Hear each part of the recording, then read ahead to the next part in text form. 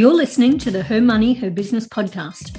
This podcast is for women starting or growing their own business and features episodes about money management, reducing financial stress, and how to grow a profitable business that's built to last.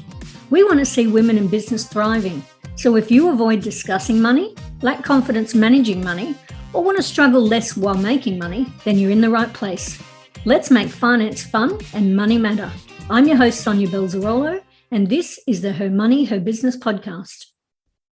Hello, and welcome to episode 8 of the Her Money, Her Business podcast. And what a great episode it is. When I got a DM from Kate Toon asking if I wanted her to come on the podcast and talk about money, after I fell off my chair, I of course said, heck yes. When I started this podcast late last year, I wrote out a list of dream guests and Kate Toon was top of the list. So needless to say, I was so excited to get to talk to her.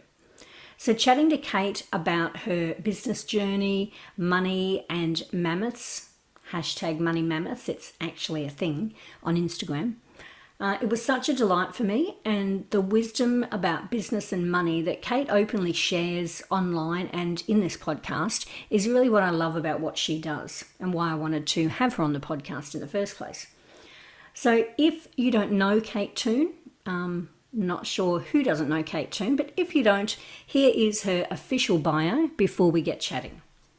Kate Toon is an award-winning digital marketing entrepreneur, a Google Beast Tamer, and a straight-talking copywriting coach. She's also a popular educator, speaker, author, and podcaster. A proud business misfit, a madly good hula hooper, and slightly wonky rollerskater. I'd also add after talking to Kate that she's an all-round, honest, down-to-earth human. Kate works from her fabulous Toon cave in her backyard alongside her CFO, that's her chief furry office dog, Pomplamoose. So let's dive into this episode to talk to Kate about her business journey, the financial lessons she's learned along the way in building her business, and how to slay your money mammoths. Hi, Kate Toon. Thank you so much for being on the Her Money, Her Business podcast. I'm so excited to have you here. Well, it's wonderful. We were just saying this is the first thing we're doing in 2022. So this is a good way to start the year. It is. Have a chat about money.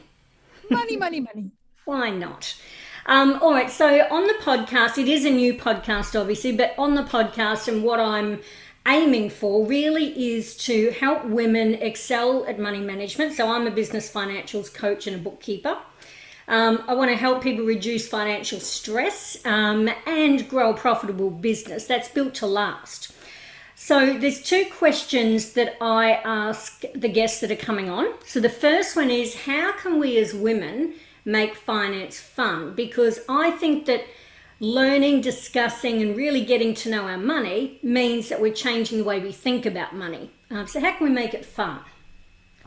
No, it's an interesting question. I think the first thing I would say is not everything in business has to be fun. Yes. You know, like if you're looking for pure pleasure in your business, then you're probably going to be pretty disappointed. So some things in business necessarily slightly unpleasant, and money was one of those things for me. I was relatively financially illiterate, so I think it doable, digestible, achievable might be words that I might apply, because I don't know if it's ever fun. I'm not sure if I've got to the point of funness. So I think for me it's been about very much breaking it down into bite-sized chunks, learning like a child, like not beating myself up for the fact that financial stuff doesn't come easy to me. Other things do. I'm great at other things. And realizing that it takes a long time. It's taken me a good 3 or 4 years to fully understand my numbers. And there's still areas where I'm a bit like, don't ask me too many questions about that bit. I think being patient with yourself, and then the funness comes when you have those aha moments and you're like, oh my god, I finally understand what profit and loss means. My goodness, yay. And you get that lovely dopamine hit of achievement. I guess it can be fun as well. Yeah, definitely. Parts of it doesn't all, like you say, have to all be fun, and it's not going to be. Yes. And why does money matter to you in your business? What's it done for you in your business besides the obvious? Well, no, I mean, huge. I think, you know, a lot of us start a business for other reasons, especially women. You know, maybe we're looking for an opportunity that will allow us to have a family, start a family, be with our family. Maybe we're just sick of the rat race and we want to get away from it. We're sick of having horrible bosses and you know, living in the patriarchy. So we might not start a business with money as our primary goal, and we might never think we're going to make much money. We're like, look, doesn't have to make a lot of money as long as I'm happy, as long as I can spend time at home. And we kind of put money to the side because it feels too hard and we don't want to fail. But once you grasp money, I mean, for me personally, I'd say about six or 7 years ago, I was about $50,000 in debt to the tax man, huge mortgage, you know, no real savings. Fast forward to now, no debts, no credit cards, no home loan, no car loan, no mortgage, 2 investment properties, starting to build up my share portfolio, have some crypto. Oh my God, who am I? And most importantly, I have security. You know, most of us women, we're going to be here a long time after our partners. If we have a partner, we're going to live to a mighty old age, we hope. And it's a growing problem that a lot of women at a certain age have absolutely no money, no super, or they divorce from their partner and they're left on the bad end of it, and they're destitute. Female homelessness is a huge problem, not to get too bleak. And even if we're not homeless, we don't want to be at the stage when we're old where we're sitting in our flat being eaten by our cats and no one notices until, you know, they come to deliver a letter. You know, we don't want that. So that's a bit catastrophizing. So, you know, but I think it's, yes, I could talk, you know, as I just did about, oh, I've got this and I've got this and I've got this, but the biggest thing I've got is confidence and a bit of security in this crazy world that I might be okay when I'm old. And that for me is very important. Yeah, absolutely. And I love that you talked about that, even though it's a bit, you know, it's going down the macabre road of, you know, women not having things and divorce and all that sort of stuff. But that is sort of an underlying thing in this podcast for me as well. And I want to also in the future monetize this so I can support women in financially abusive situations, because like you say, it is so prevalent these days that women are moving into, you know, their later years and they don't have any financial acumen at all. And if they want to start a business, or even, you know, through a divorce and all of a sudden they need to start working, whatever, they don't have that financial information to move them forward. And it's a real problem. And so, yeah, thank you for bringing it up, because it definitely ties in with everything I'm trying to do here as well on the podcast. I mean, it's not pretty. And it's the side of, you know, on Instagram, there's not many people talking about that side of things. But, you know, I separated from my partner 3 years ago, and that was made much easier by the fact that I had enough money to do that. Yes. And I see, you know, a lot of women staying in relationships simply because they can't afford to leave them. So I'm really glad that that's kind of the backbone of this podcast. And what a brilliant thing it would be if you could give back to women in that situation. That'd be amazing. Fantastic. Yes, that's right. Yeah. And so I wanted to talk really on this particular episode with you about your money journey, and to spend a bit of time sort of sharing the things that you've learned along the way, because I really love and respect, and I'm a bit of a fangirl of yours about, you know, just everything that you've done over your career and things. I think you're an inspiration to lots of people. And so I know that you talk a bit about money, you know, and share information about that to your community and your members and your students. And so I think that would be a great thing to talk a little bit further about.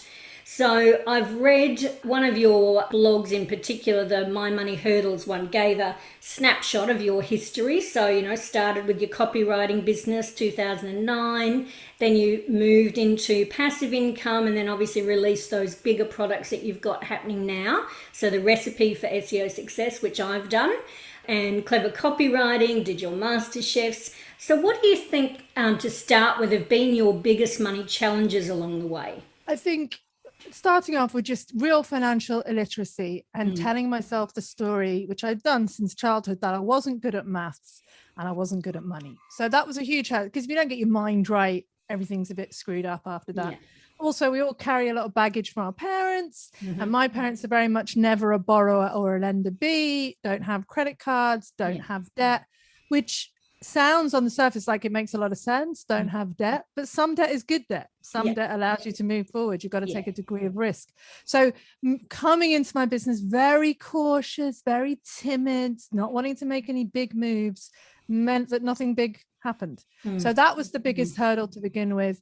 And then this kind of attitude that, you know, I had spreadsheets and I tried to keep a vague track of things, but it wasn't really until I got a accounting software. I use Xero. I'm a big fan of them. You know, not an affiliate. They don't have an affiliate program. I wish they did. But, you know, using that, but even using that, I was never fully aware of how much money was mine. You know, like I'd put a bit aside for tax and a bit, I didn't really know what I was doing. Every time tax came around and then it was BAS, I was like, oh my God, I haven't got enough money. I haven't got enough money. And then I was borrowing from next month and blah, blah, blah. And I also felt, God, I'm working really, really hard. Why am I still so poor? Like I thought, you know, where is it? Where's it all going? So those things were boundaries because I wasn't looking at my numbers and I wasn't taking it seriously. And I really wasn't conscious that, you know, of every dollar I earn, X goes to the tax man, this much is GST, this much is profit, this much is for expense. I had no idea about that. So, you know, that was how I started out. And those were the biggest barriers I had to begin with. And they held me back, I'd say, probably for about the first 5 or 6 years in my business. I made money, I was bumbling along and I was surviving, but I definitely wasn't thriving. And what's been your most rewarding success with money along the way? I think, again, I'm sorry, I've got this is banging the same drum, but it's education. So I read Profit First by Michalowicz. I can't remember. And I had a great session with Laura Elkasassi, whose name I always mispronounce. I'm sorry, Laura. She's a Profit First. She's like head of Profit First in Australia or something. I saw her at a conference talking about the profit first mentality, which in a nutshell is what I just said, looking at 100% and saying 1% is profit, 50% is pay, blah, blah, blah. So she helped me wrap my head around that. She helped me set up the different bank accounts. She stayed with me for the first 3 to 6 months where I violently resisted doing what she told me. And that was really the making of my business. And that was about, I'd say about 5 or so years ago, because then I saw what I was doing. And, you know, I saw that my pricing wasn't enough, that I wasn't putting enough aside for my expenses, that I couldn't afford this fancy thing yet, that my salary, and then I started to pay myself a salary again, which took away all this kind of feast and famine fear.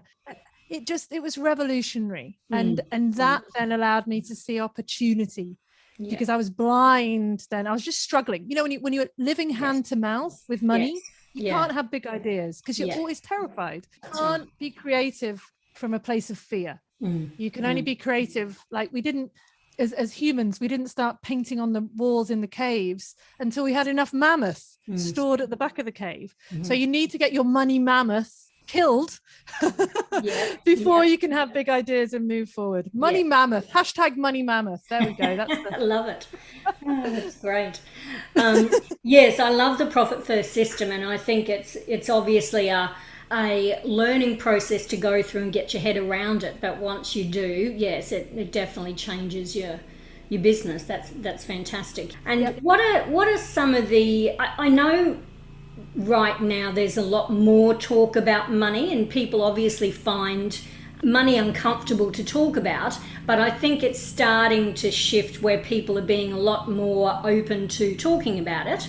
So what are some of maybe the money discussions or the things that you're happy to share with your community that you think really helps change people's thoughts around money and managing it? Well, I think there's a big tall poppy syndrome, isn't there? That like you don't want to be seen, you know, me sitting here saying I've paid off my mortgage, that will trigger some people, and that will make some people not like me, as it did me when I had no money and I heard other people had paid off the mortgage. I was like, God damn you, you know, good for you. So people don't want to talk about the fact that they're doing well. And therefore there's no discussion about how they did well. We don't talk about, we see other business owners and we don't know what's going on behind the scenes, whether they have inherited wealth, whether they are being supported by a partner. So a lot of businesses, they look like they're a huge success, but there's no pressure on that person to make money because they have a wealthy partner, which I don't have. I wish I did.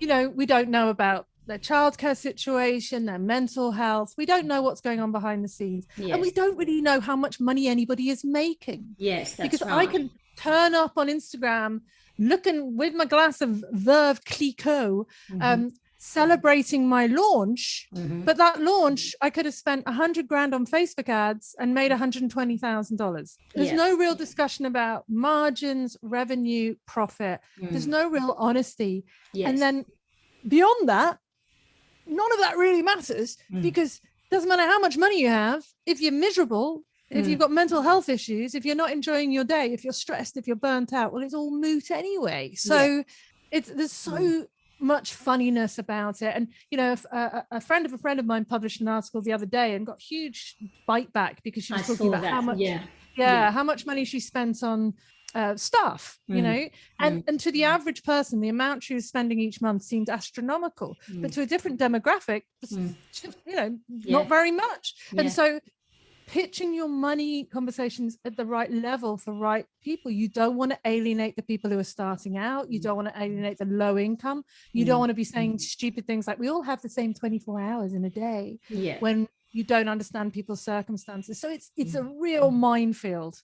And I think if we talk about money, we are likely to make mistakes or offend someone. The internet is just sitting waiting to be offended. It doesn't matter what you do. But I think that doesn't mean we shouldn't keep on talking about it. It's like any topic that causes reactions in people, you just need to keep talking about it to make it that little bit more normal for people rather than something that they're going to instantly get their back up about, which is going to happen. I mean, we can't please all the people all the time. I know that. I know that from experience. That's it. And how do you handle, just talking about that, a little bit off topic, but how do you handle that negative side of things in business?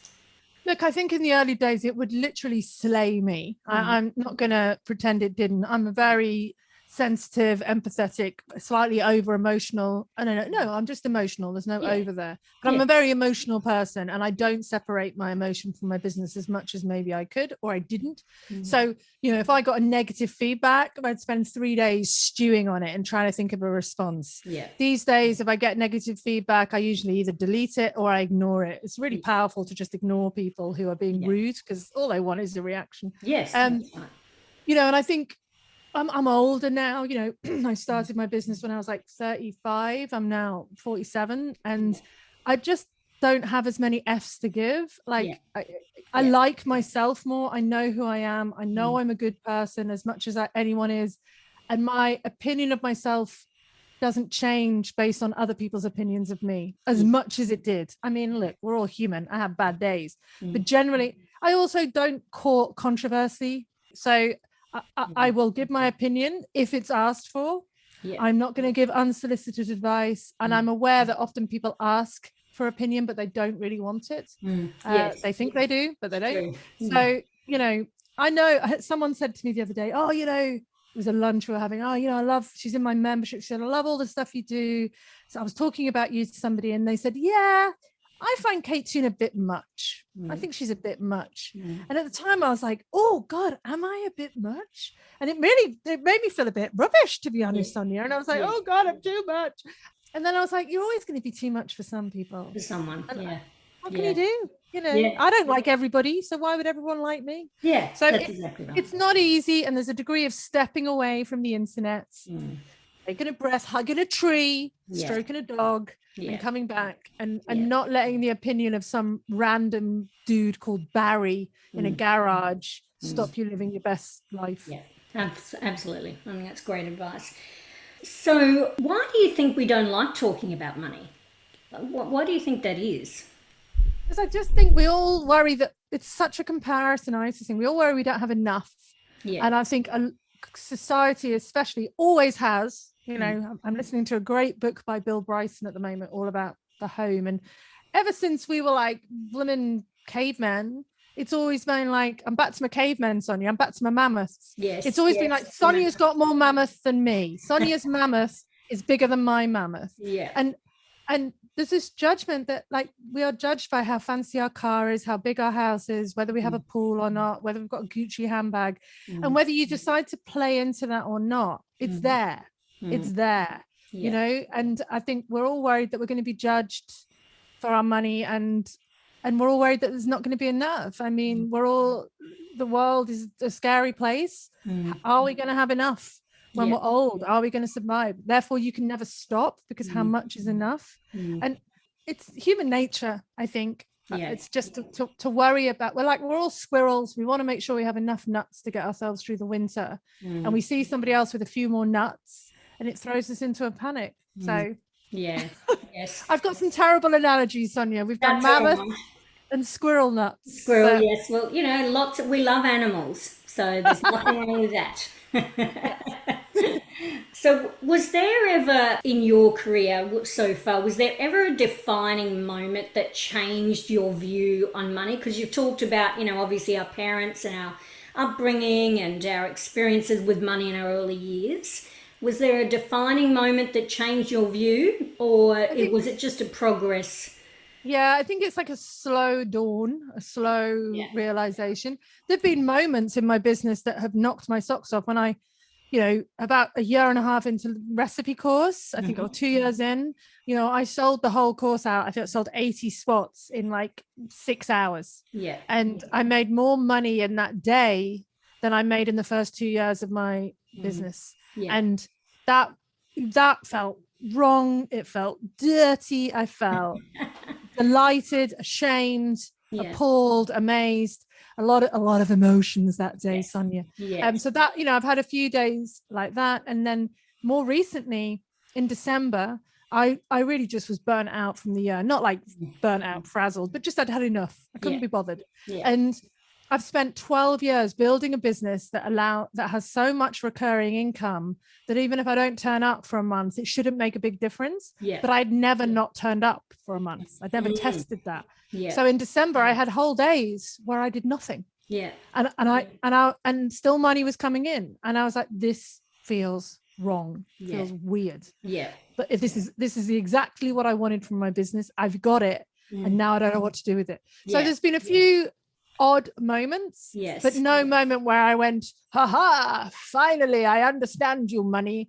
No, I still go into Xero and look at a few of the reports in Xero and go, I don't know what that means. And you know, even now. So no, and that's okay. We don't need to be Xero experts. We just need to have our knowledge in hand so we know what we're doing. And have some experts. So I'll be very honest, you know, I've always had an accountant. That was the first hire I ever made.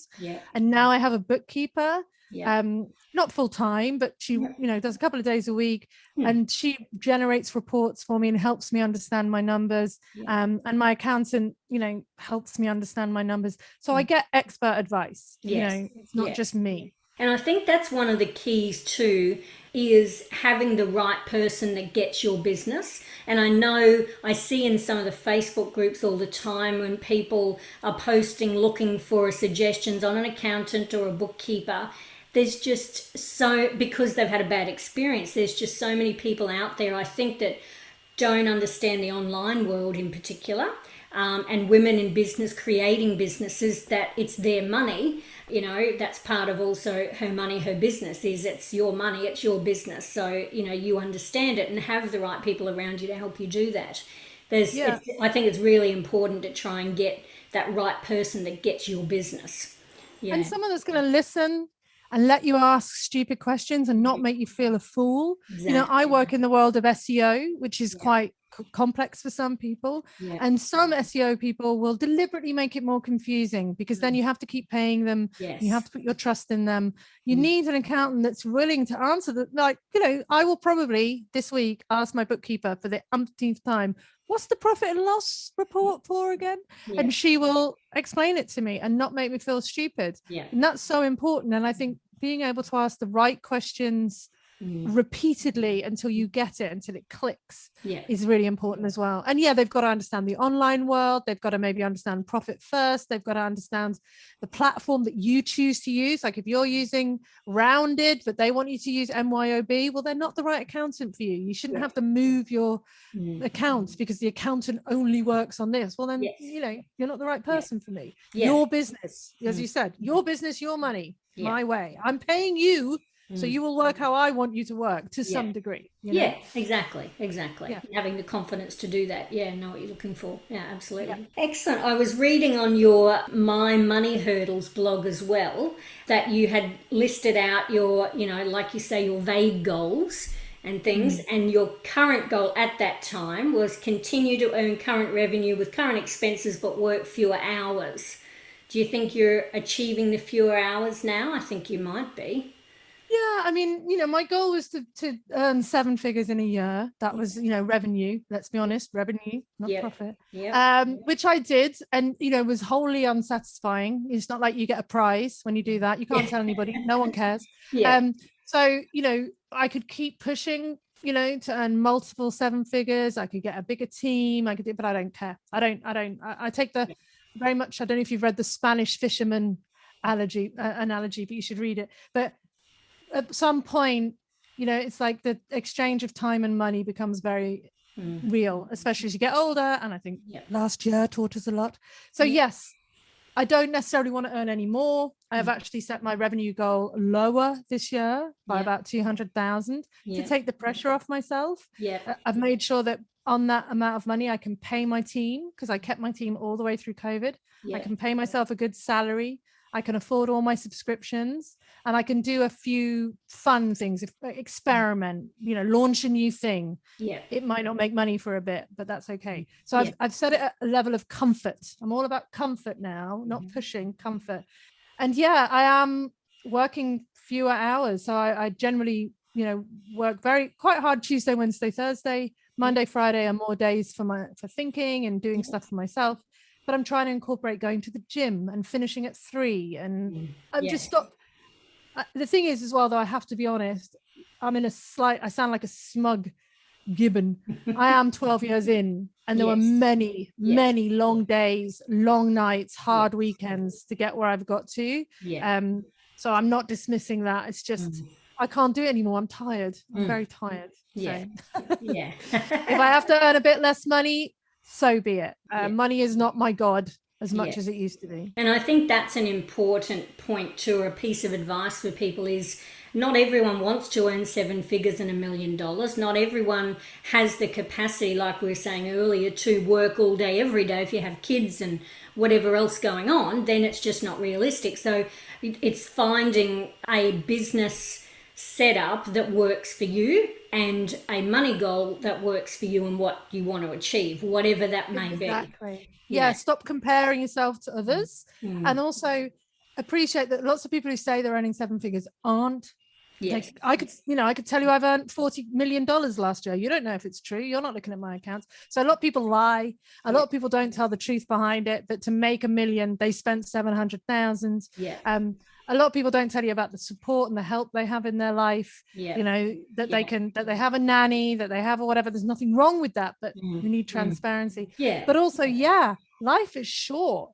And if you are willing to do what it takes to make that amount of money, and there is compromise, there is an exchange. There is always an exchange. If you are willing, as I was at sometimes, to see my son in the lounge watching telly, being here on answering some idiot on Facebook's question, you know, and make that compromise, then great. But it, you know, realize that there are sacrifices that you have to make, and some of them aren't worth it. And I know that now, but I didn't know that then.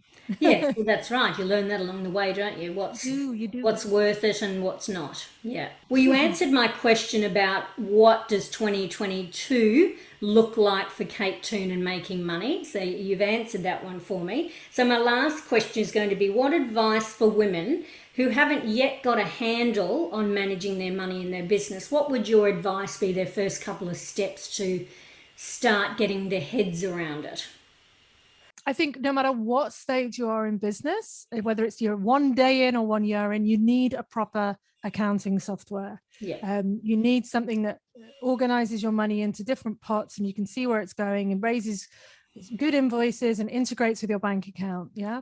I think the next step is to not have all your money going into a joint account with your partner. Have it going into your own account, preferably a business account. Yeah.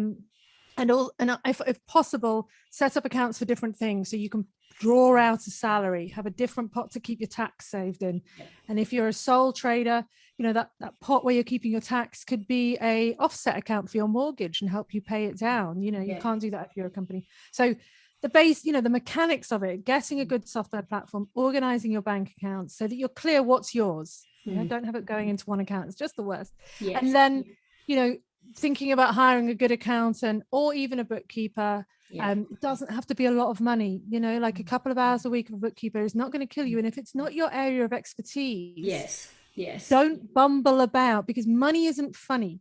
Getting into debt with the tax office is not funny. Not being able to pay people is not funny. You can mess up your website. You can do a bad post on Instagram. You can send an email to the wrong group of people. But if you get in debt, it's horrible and terrifying and miserable. So the one thing to spend money on is not that fancy new brand or that Kiki K stationery. Spend it on an accountant, spend it on a bookkeeper. It's not sexy.